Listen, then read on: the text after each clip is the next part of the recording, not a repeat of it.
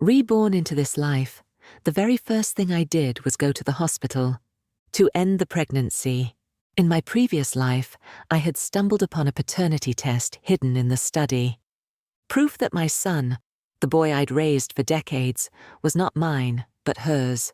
He looked me in the eye and said, "He hopes you'll grant his real parents a chance by divorcing my father." I was so shocked, so consumed by anger, that I suffered a cerebral hemorrhage and died. The day I was buried was the same day Nhac brought Liu Jiai, cheerful and radiant, to the civil office to register their marriage. This child, the one inside me now, it hadn't come easily. 6 rounds of IVF, 6 agonizing tries, just for this fragile hope. The doctor's voice was grave. "Are you sure you want to give up? You may never have another chance. Please, think carefully." But I did not hesitate.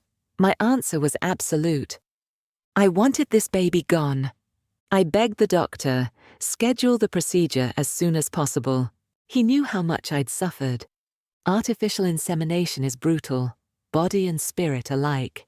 6 times I endured. 6 times I braced myself for pain and disappointment. And finally, on the 6th, it worked. I remember the day, how I wept with joy, overwhelmed by hope. But the deeper the joy, the sharper the agony when the truth came crashing down. As if I'd fallen straight from heaven into the depths of hell. The doctor couldn't understand why, after all I'd been through, I was suddenly so determined to give up.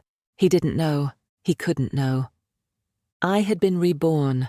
The moment I opened my eyes and realized I'd come back, I rushed to the hospital to schedule the abortion. 2 months along. Just in time. Before the surgery, as required, the doctor asked, "Will your husband be joining you today?" I shook my head. He was about to stop being my husband forever. The doctor nodded, as if he understood, and said nothing more. After the procedure, I placed a hand on my stomach, confirming that the burden, that cursed seed, was truly gone. I wept. A strange mix of tears and laughter, relief flooding through me. My marriage to Nhac was always just business. An alliance between 2 only children, 2 family empires in need of heirs. No sooner had we wed than his parents began pressuring us for a child. In my previous life, after the wedding, Nhac always kept his distance. He told me there was something wrong with his body, that natural conception was impossible. If I wanted a child, IVF was the only way. He begged me, never tell a soul. Because I loved him, because I wanted to protect his pride, I took the blame upon myself. Even lied, saying that I was the one who couldn't bear children.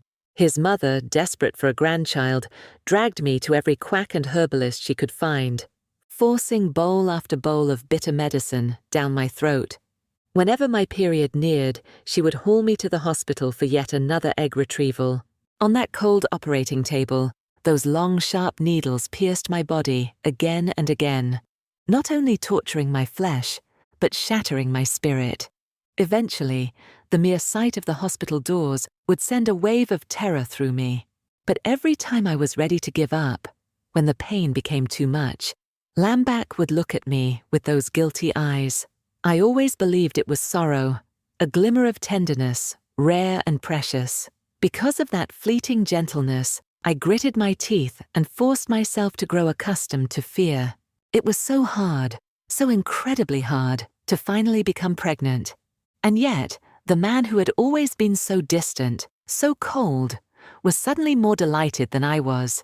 He glowed with happiness, like a father-to-be overcome with joy. In that moment, I thought every ounce of suffering had been worth it. After our child was born, Nhac cared for him obsessively, taking the boy with him even to the office. I once believed he loved me, just unable to express it. After all, how could a man who didn't love me care so deeply for our child? But all dreams, no matter how sweet, must end. It wasn't until I was bedridden, my strength gone, that the truth finally came to light. The one Nhac truly loved had always been his secretary, Liu Jiai. He'd only accepted this marriage, our marriage, because he couldn't go against his parents' wishes. To keep himself for Liu Jia, he invented his so-called health problems. To spare her the pain of pregnancy, he bribed the nurses, making sure Liu Jia would never have to bear the burden I did. No pain, no scars, no disfigured body. And I was kept in the dark, cast in a role I never chose, raising someone else's child over and over again, trapped in a farce. When the boy grew up, he recognized only Liu Jia as his mother. My own mother, too, had suffered for years, holding on to my father through hardship and heartbreak, yet even she had to let go, eventually. My son never accepted me as his mother. Instead, using the excuse of being the rightful heir, he seized the company I had spent my entire life building. Once I learned the whole ugly truth, the betrayal of those 3 people was enough to break me, enough to send me to my grave, consumed by bitterness and regret. But heaven took pity on me, granting me a second chance. After the surgery, weak and drained, I lay resting in my hospital bed. Somehow, word reached Lambak. He hurried in, anxiety etched across his face. "Why did you suddenly come to the hospital? Did something happen to the baby?" If this had been my past self, I might have been moved, thinking he was worried about me, might even have found comfort in it. But now I know, the only one he truly cares about, is Liu Jia and their child. Lying there, I fiddled with my phone, barely glancing at him. Now wasn't the time to show my cards. I had no intention of revealing the abortion. "It's nothing," I replied. "I just felt a little unwell, came in for a checkup." Hearing that the baby was fine, Lambak exhaled, relieved. He immediately pulled out his phone, typing away, undoubtedly sending a message to Liu Jia. Only after finishing did he put his phone away. He caught me watching him, and looking a little guilty, quickly found an excuse. "The company needs me. There's urgent work I have to handle." I smiled. "Go on then." "You should go. I'll be fine. The nurses are taking good care of me." He was only here to check on the baby.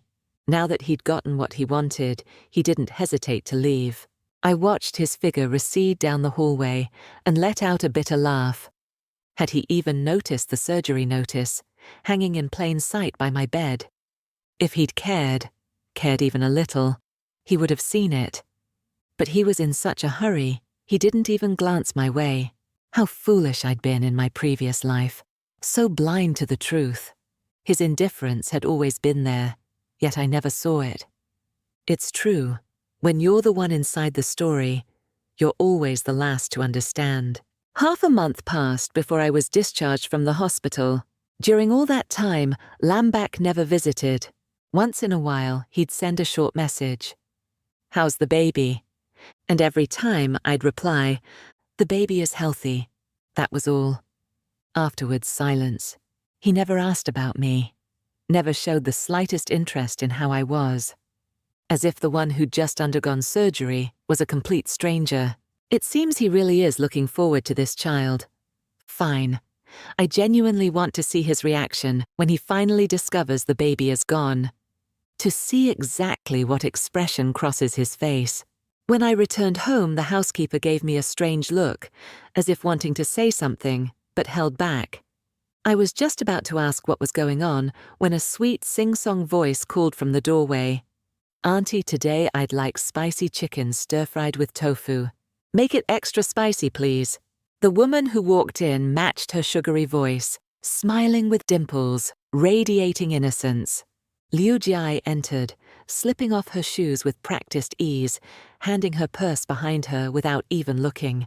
Lambak followed right behind, taking her bag and hanging it up, then gently ruffling her hair.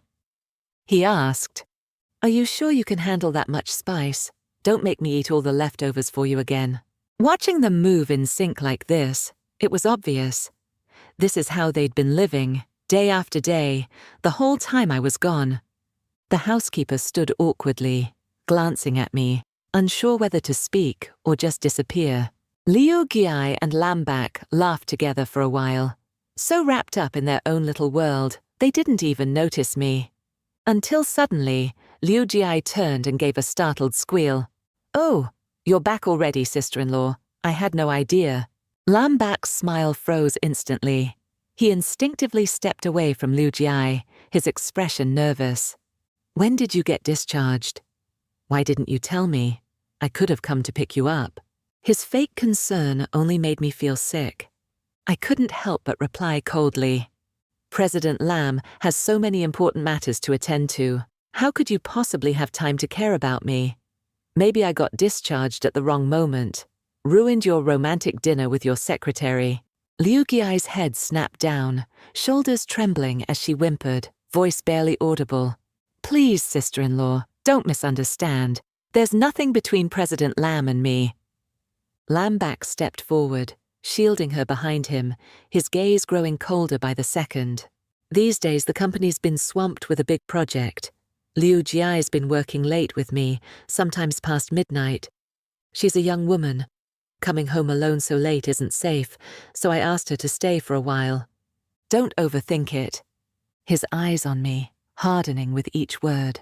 The way he defended and cared for Liu Jia was so obvious, so painfully clear, it was impossible to keep lying to myself. I could only blame my past self for being so blind. Even when suspicion gnawed at my heart, I never dared to confront the truth, clinging to the illusion of a peaceful marriage, desperate to hold on. In the end, I lost everything. Money, love, dignity. I had no one to blame but myself. When Lam Bak was hiring a secretary, countless graduates from prestigious universities lined up to interview, top schools, the best resumes. But the one who made it through was Liu Jia, a girl with nothing but a technical school diploma. After half a year on the job, she still hadn't figured out a thing. Mistake after mistake, a mess for everyone to clean up. Night after night, Lam Bak stayed late at the office, sorting through the disasters she caused, sometimes until 1 or 2 in the morning. I actually pitied him, never understanding why he insisted on keeping her. I even suggested he hire someone more experienced to lighten his workload. That was the first time his eyes turned cold. He said, voice tinged with anger, "Not everyone was born with your privileges. Liu Jia grew up an orphan, shuttled between relatives' homes. To you, this salary is nothing, but to her, it's everything. She just started her career. She deserves a chance. What she doesn't know, I can teach her. There's no need for you to interfere." I remember it vividly, the very first time he ever lost his temper at me, all for a secretary he'd only known for half a year. Back then, all I felt was wounded. Just so small. All I ever did was care for him. My words. Just concern, never criticism. Yet to him, it was as if I'd committed some unforgivable sin. So I watched, helpless, as Lam Bak and Liu Jia grew closer. Their boundaries blurring, their behavior more and more intimate with each passing day. And I kept lying to myself, convincing myself that Lam Bak only pitied her. Looking back, I realize how painfully naive I was. At the dining table, the spicy, red-drenched dishes sent waves of heat straight to my nose, making me slightly queasy. Lam Bak placed a piece of chili chicken in my bowl, his face full of supposed concern. "You've just come home from the hospital. Eat a little more." I stared at the fiery red chilies clinging to the meat, utterly uninterested. I never could handle spicy food. Every meal was made to his taste, not mine. Even the housekeeper cooked according to his preferences, simply because he liked it that way. From the corner of my eye, I caught Liu Jia shooting me a quick, jealous glance, gone in a heartbeat as she lowered her head and toyed with her rice. "President Lam is so attentive," she said, her voice all sweetness. "You're lucky, sister-in-law. If only I could find a husband like him someday." I couldn't help it. I gave a cold, mocking smile. "Do you want him? I'll give him to you, if you like." Lam Bak's face darkened at once. "What nonsense are you saying?"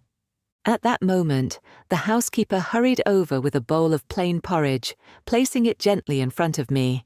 She caught sight of the spicy food in my bowl and gasped, Miss, you've just been discharged. How can you eat spicy food? I'm not eating it, I replied coolly. Please take it away. Without looking at Lambak, I handed her the bowl. Lambak's voice sounded strained, almost apologetic. Nhac Nhac, I'm sorry, I wasn't thinking. But I knew. This wasn't thoughtlessness, it was simply his habit. He'd never bothered to consider me. Not really. Fortunately, I no longer cared. Lambak opened his mouth to explain, but I cut him off, my voice cold as ice. Let's finish dinner before we talk. He froze, staring at me in shock, then, like a puppet whose strings had been cut, fell silent. The only sounds left were the clink of chopsticks and dishes, echoing through the heavy silence. Compared to the spoiled airs in our circle, Lambak was always reserved. Self-controlled, almost cold, the kind of man people admired and speculated about. People often wondered what kind of woman he would fall in love with. I was no exception. When my parents first mentioned an arranged marriage, I resisted with all my might. But when I heard it was Lambak, my heart couldn't stay calm. In that instant, my mind changed completely. I naively believed, if he agreed to marry me, maybe he had feelings for me, at least a little. Even after the wedding, even when he remained distant, I kept convincing myself. Maybe he just wasn't good at expressing emotions. I tried everything to bridge the gap. At every meal, I forced myself to find things to talk about, hoping to create even a bit of warmth. No matter how busy we were during the day, the dinner table was the one time I could actually be with him. I'd talk until my throat was dry, searching for any topic, any excuse for a real conversation. But the man across from me was always silent. And if I pushed too far, he'd snap. Let's eat first, we can talk later. Yet once dinner was over, he'd leave the table without so much as a glance, vanishing into his study as if I didn't exist. Back then, I still felt hurt, still wondered what I'd done wrong. But every time, I'd tell myself to try a little harder, just a bit more, and surely one day I would move his heart. How could anyone stay cold toward the person who truly loved them? It was such a simple truth. And yet I never understood it. Now, looking back, I see how ridiculous I was. Liu Giai ate only the spicy dishes she'd ordered. Before long, her eyes turned red and watery from the heat. Lambak noticed immediately. He poured her a glass of water, his tone gentle but scolding. I told you not to eat so much spice. See? Now you're suffering. Liu Giai just laughed, taking a sip, and deliberately shot me a sly glance. Sister-in-law, this dish is really delicious. What a pity you can't eat spicy food. Her lips were swollen from the chili, but she kept piling the food into her mouth, as if desperate to prove how much she could take. I replied, voice flat, everyone has their own tastes. What's a delicacy to you is ordinary to me. Lambak, seeing the tension, hurried to pour me a glass of water as well, his voice now cautious. You've just left the hospital. Drink plenty of water. I gently pushed the glass aside, untouched. He stared at it, lost in thought, as if searching for meaning in that simple act. I finished my plain porridge in silence, then stood and left the table without a word. The thought of sharing a bed with Lambak tonight made my stomach twist with discomfort. I immediately called for the butler and instructed him to pack up all of Lambak's belongings and move them to the guest room. Just then, Lambak came up the stairs, catching sight of the butler carrying his things out. He stopped him, frowning. What's going on? Why are you moving my things? The butler, brought from my parents' home, only ever obeyed me. He ignored Lambak and continued with his work. Lambak's frustration grew as he pressed for answers. The noise in the hallway drew me out. I told him to, I said calmly, standing in the doorway. From now on, we'll be sleeping separately. He looked at me, confused and tense. Why? Is it because of Liu Giai? I already explained everything. Why are you making a scene over nothing? I smiled, the kind of smile that never reached my eyes. Making a scene? I'm just pregnant and want to sleep separately. Isn't that perfectly normal? Why are you so sensitive?" His face shifted from pale to red. He was speechless, unable to argue. Seeing him at a loss for words, I simply closed the door in his face. Not long after our marriage, my parents died in a car accident. The company was left leaderless, capital dried up, and the board became a nest of ambition and greed. Before I could even mourn, I had to shoulder everything alone. All the responsibility, suddenly, on me. Back then, Lambach helped me a lot. He stood by my side, supported me financially, taught me how to handle the scheming shareholders, fended off ambitious relatives. He was my life raft in the storm, both benefactor and, for a while, the only family I had left. I trusted him completely. When I got pregnant, I handed him control of the company. After the baby was born, I devoted myself entirely to motherhood, barely involved in business at all. He gently convinced me to transfer all my shares to our son, promising it would help secure the family legacy. And so, the company became his kingdom. His word, absolute law. Until one day, I stumbled across an envelope in his study. A DNA test. The names, my son and Liu Jiai. The conclusion, heartbreakingly clear, confirming their biological bond. Just a few lines. Yet I read them over and over, memorizing every word, unable to believe my own eyes. I started to question my sanity. How could it be? I'd carried that child for 10 long months. How could he possibly be Liu Jiai's biological son? This couldn't be real. It couldn't. Thinking back to 3 years ago, I remembered how my son suddenly grew distant. His entire personality seemed to change overnight, as if he'd become someone else. A terrible feeling crept into my heart. Suspicion gnawed at me. I panicked, searching everywhere for Lambach. When I confronted him with the DNA results, he showed no surprise at all. Seeing my expression, he simply said, without any attempt to hide the truth, "Well, since you already know, there's no point keeping it secret. Koi Huyen is my son, and Liu Jiai's. Years ago, my parents forced me to have a child with you. I had no choice. I could never betray her. You raised Koi Huyen for all those years. That's no different from being his real mother. He's known the truth for a long time, but still accepted you as his mother. What more do you want?" My son, Koi Huyen, was sitting right beside him, chiming in with cold indifference. "It's thanks to Dad that you could live like a queen for so many years. My real mom suffered a lot more. She had to endure, with her own son right in front of her, but unable to call him her own. She's the one who deserves pity." Their shamelessness was so overwhelming, I felt the blood pounding in my head, until everything went black. When I woke up in the hospital, rage and humiliation twisted inside me. I wanted revenge. But by then, I had nothing left. No money, no power, no voice. Taking them on would be like throwing an egg at a stone. With that memory burning in my mind, I immediately texted my assistant, telling her to pick me up for work first thing in the morning. Lambach had only been in charge of the company for less than 2 months. He hadn't had time to secure his position. I needed to return, fast, take back what was rightfully mine. The divorce too had to be accelerated. I needed solid evidence of Lambach's infidelity, so I ordered my assistant to hire a reliable private investigator, one who would keep eyes on Lambach and Liu Jiai around the clock. As soon as they slipped up, I'd have what I needed. Early the next morning, before Lambach even woke, I'd already finished breakfast and told the driver to take me to the company. The moment I stepped into my office, my assistant was there, reporting everything that had happened during my absence.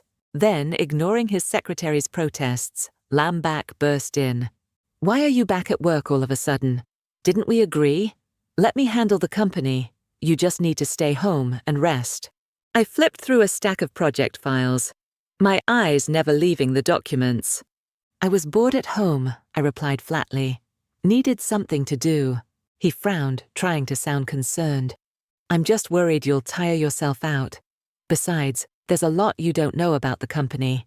Let me take care of it." He rambled on, But seeing I wasn't listening, he finally cut to the chase. About the purchasing department, Manager Truong was doing just fine. Why did you fire him the moment you got back? Only then did I look up and give him a cold smile. Oh? Then why don't you ask the staff how many of them have suffered in silence because of Manager Truong? This morning, several employees came to me directly. They told me to my face about his exploitation, wage skimming, and even harassment of female staff. The whole department was a mess because of him, but since you put him in charge, everyone had to endure it. Once I confirmed the facts, I fired him. On the spot, no hesitation. No sooner had I signed the order than Nhac rushed over, demanding an explanation. I tossed the stack of evidence on the desk in front of him. He was speechless, left with nothing to say. Before I could even catch my breath, Liu Jia stormed into the office, raising her voice without hesitation. "Sister-in-law, my cousin worked so hard. Why did you fire him?" "I've told you, there's nothing between me and President Lam. Why do you keep making trouble for me, even dragging my family into it?" In that moment, something clicked. So, Manager Truong was her cousin, after all. No wonder Nhac was so desperate to defend a mere employee. Turns out, he'd brazenly slipped Liu Jiai's own family into my company, and even made her troublemaker cousin a department head.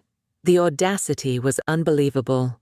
He embezzled so much money from my company, and I hadn't even called the police yet.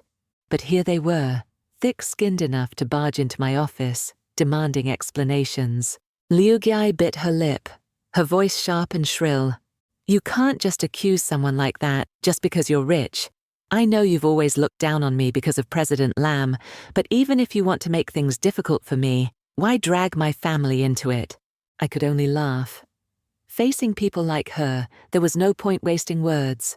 I called security in, cold and direct. As the guards escorted Liu Jiai out, Nhac panicked, ignoring where he was and raising his voice at me. "Duong Nhac, are you crazy? Tell them to stop now." All around us, employees stopped and stared, their glances flitting back and forth, reading every unspoken implication between Nhac and Liu Jiai. I looked at him, my voice icy. "That's something you should tell your secretary. If she doesn't want to be dragged out, she'd better stop losing her mind in my office. Otherwise, don't blame me if I call the police." Only then did Nhac seem to realize where he was. His tone shifted instantly. "You misunderstand. I just thought it was a bit much, having all those big security guards haul out a young woman." Shameless. He could even say that with a straight face. I almost felt embarrassed for him.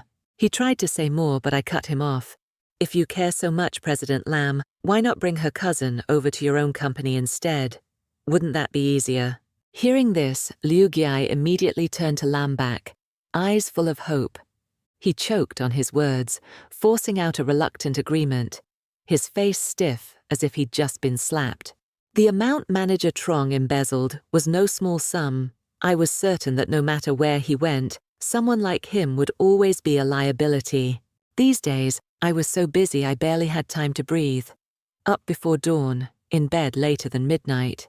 Even though Nhac and I still technically lived under the same roof, we hadn't crossed paths in ages.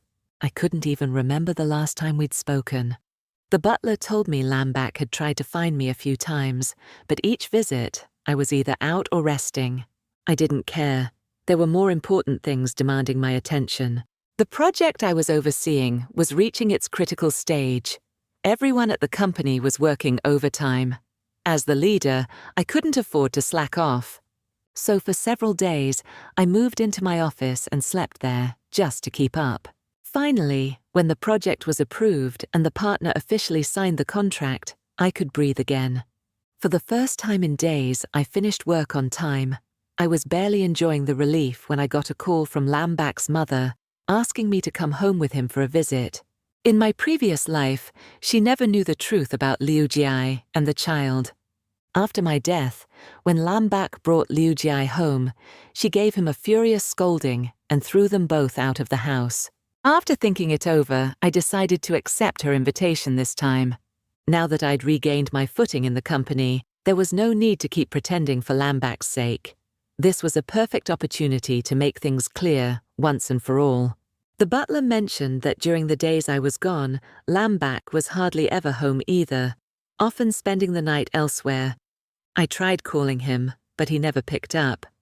So I asked the driver to take me to the apartment near the company where he often stayed. As soon as I arrived, I spotted a shoe rack by the door. Alongside his own men's shoes were several pairs of women's high heels, neatly lined up. I pressed the doorbell, and immediately, a familiar voice sounded from inside. "Who is it?" No surprise. It was Liu Jia herself who opened the door. She really was living here. She wore a flimsy, almost see-through shirt, and shorts so short they barely covered her. Her eyes were nervous, uncertain. She looked as pitiful as ever. "Sister-in-law, please don't misunderstand. I was evicted by my landlord and have nowhere else to stay. President Lam was just being kind, letting me stay here for a few days." Before I could even respond, Lambac appeared in the hallway, having heard the commotion. When he saw me, he hesitated. "What are you doing here?" "I called, but no one picked up. Your mother wants us to come home together." He frowned, pulled out his phone, and, almost carelessly, glanced over at Liu Jia. My phone died. I hadn't charged it yet. I let out a cold, mocking laugh. Just moments ago, I'd seen the phone screen lighting up the hallway. Did he really think I was blind? Or just stupid? But with the divorce papers almost in hand, it wasn't worth wasting energy exposing him. Not anymore. In the elevator, we stood apart, one in each corner, silent. Reflected in the elevator doors, our eyes met. He immediately looked away, trying to explain. "Don't get the wrong idea. I just didn't want to see a girl left out on her own. Once Liu Jia finds a new place, she'll move out." I raised my hand, waving off his excuse. "Do whatever you like. It's your place. She can stay here for the rest of her life if you want. I couldn't care less." He stared, taken aback, his face turning an ugly shade. Down in the parking lot, he got into the back seat, while I took the front. The air inside the car was so heavy, it was almost suffocating. Even without looking in the mirror, I could feel his gaze locked on me from behind. When we arrived, Lambac rushed to open my door, even reaching out as if to help me down. I ignored him, walked straight past and into the house. He stood frozen, stunned for a long moment, before following after. Inside, Lambac's mother greeted us warmly. "How have you been? And my precious grandchild, are you both well?" She reached out, her hand just barely brushing my stomach. And suddenly, her smile faded. Suspicion crept across her face. "That's strange. Nearly 4 months, and your stomach's still flat. Have you been to the doctor lately? What did they say?" At that, Lambac flinched, his eyes immediately dropping to my belly, anxiety flashing across his face.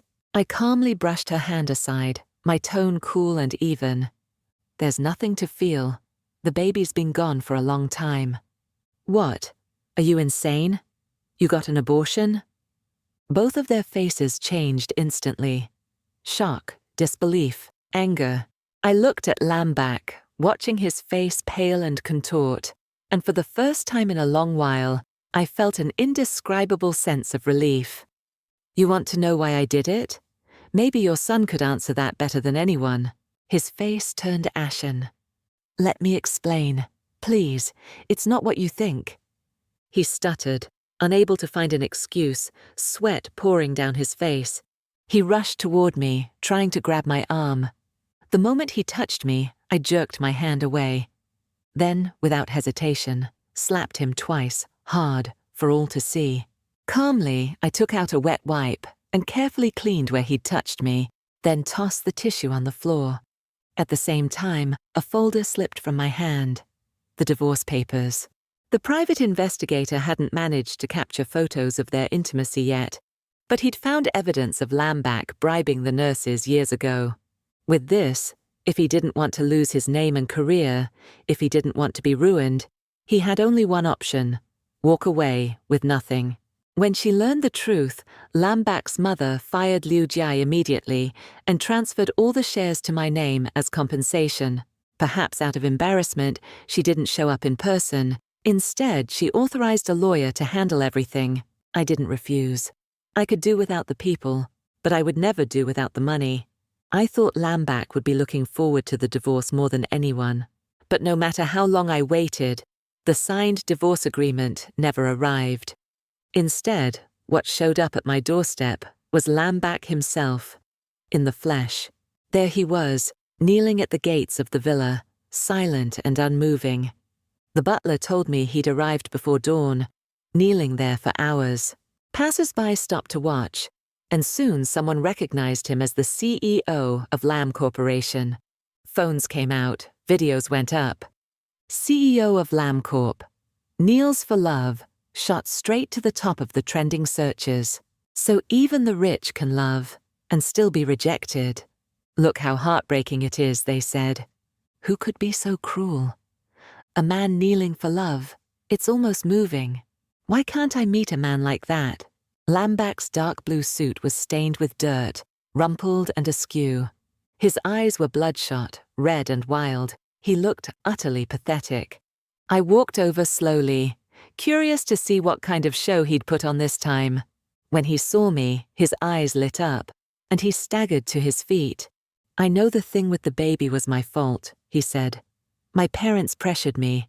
I lost my head and made an unforgivable mistake. Please, give me a chance to make it right.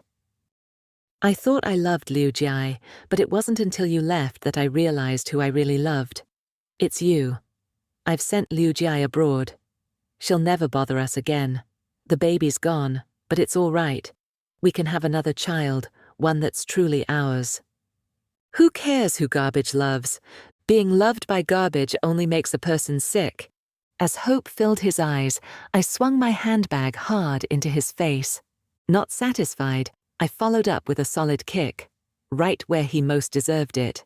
Lam Bac doubled over like a boiled shrimp, collapsing to the ground, drenched in sweat. Did you think giving me all your assets was enough to make up for everything? I spat. Did you really think that could buy my forgiveness? Did you imagine you're so valuable that, no matter how filthy you get, someone would still fight over you? I looked down at him, my voice ice cold. From now on, stay away from me. Don't let me see you again. It makes me sick. Then I called security over. Get this thing out of my sight. After she was fired, Liu Jia came looking for me too, storming in, her voice shrill with accusation. What kind of witchcraft did you use on Lam Bac? He was always mine. He stayed away from you for me, even switched out your eggs for someone else's. Now you're divorced. Why won't he marry me? His mother hates me, and now even Lam Bac ignores me. Everything's spiraling out of control, and I can't take it anymore. She looked nothing like the proud, poised woman she once was. Now, Liu Jia stood before me, her hair a tangled mess, her clothes wrinkled and filthy, looking like she hadn't slept in days. It was clear how far she'd fallen. I sighed softly, shaking my head in mock regret. Who are you? And who is he, really? Do you honestly think Lam Bac would ever marry you if I were out of the picture? I lowered my voice, every word deliberate, a subtle warning threading through my tone. Unless someone drags Lam Bac down from his CEO throne, and when that day comes, you'll be the only one left at his side. Maybe then, even his mother won't object. For a moment, Liu Jia's eyes flickered. Then she fell silent. At the same time, the video of Lam Bac kneeling and begging for forgiveness was still dominating the hot search. The internet was eating up every detail of this scandal, greedy for every update, every plot twist of the green tea mistress and the CEO's divorce drama, like it was some kind of feast. Just as the gossip was reaching a fever pitch, an insider account suddenly posted an exposé. How heartless can a man be? The CEO of Lam Corporation kept a mistress, pretended to be impotent just to stay pure for her, and forced his wife to go through 6 rounds of IVF, only to secretly swap out her eggs for the mistress's. Luckily, the wife found out in time, aborted the pregnancy, and filed for divorce. Now he's kneeling, weeping and begging for forgiveness. Disgusting. Right after that, screenshots of flirty messages and uncensored explicit photos flooded the internet. Within minutes, the comment section exploded. Wait, sis, is this for real? Is this even human? Not even animals would do something like this. If you don't love her, fine, but how can you be so cruel? She's the legitimate wife, suffering so much, and I actually felt sorry for him before. Gross. Never buying anything from Lamb Corporation again. Lamb Corp's competitors seized the golden opportunity, fueling the fire, pushing wave after wave of negative keywords to the top of the trending list. Lamb Corporation scrambled to delete the hot searches, but the harder they tried, the more the public pushed back. This time, nobody was letting it go. Watching wave after wave of netizens call for a boycott of Lamb Corporation, I smiled with satisfaction, then transferred the rest of the payment to the media team. Next, I instructed my assistant to begin quietly buying up shares from the company's smaller shareholders. Divorce was only the first step. What I wanted was for Lambach to lose everything: his reputation, his power, his pride. The reputation of Lamb Corporation plummeted overnight. One partner after another cancelled contracts, even demanding compensation for breach of agreement. Lambach frantically tried to cover things up with hush money, but right then, the company's cash flow started falling apart. The very man he'd personally put in charge, manager Duong, Liu Jiai's cousin, ran off with the company's money and disappeared. Rumor had it he'd already left the country. All I did was casually mention manager Duong's name. I never thought he'd be reckless enough to exceed even my expectations. Because of him, everything went even smoother than I'd planned. After the news broke, the shareholders turned up the pressure. More than half demanded that Lambach be removed from his executive position. With no way out, he was finally forced to call an emergency board meeting. With the shares his mother transferred to me, plus the majority of the scattered stock I'd quietly accumulated, I officially became the largest shareholder of Lamb Corporation. With my overwhelming voting power, I was elected as the new CEO. When the resolution passed, the entire boardroom stood and applauded, congratulating me on my appointment. Across the room, Lambach stood frozen in the crowd, staring at me in disbelief. His eyes were a storm of emotions: shock, anger, helplessness, regret. As he prepared to leave the office he'd occupied for 5 years, he turned back and asked, "If I hadn't swapped your eggs for Liu Jiai's back then, would you have forgiven me?" I looked him straight in the eye, my voice unwavering. "Number. Even if the child was biologically mine, the moment I found out you betrayed me, I would have still ended the pregnancy. But life doesn't come with what-ifs." Lambach gave a twisted, pitiful smile, then turned and walked out the door. From that day forward, I never saw him again. I heard, after the scandal, his parents cut ties with him. He eventually married Liu Jiai, but their life was nothing like the dream he once chased. Just endless arguments, blame, and disappointment. They never had a child. The company he lost was never his again. And as the years passed, Lambach simply disappeared from my world. Just another name, just another chapter I'd finally closed. As for me, I learned to live for myself, surrounded by people who truly cared for me and never looked back.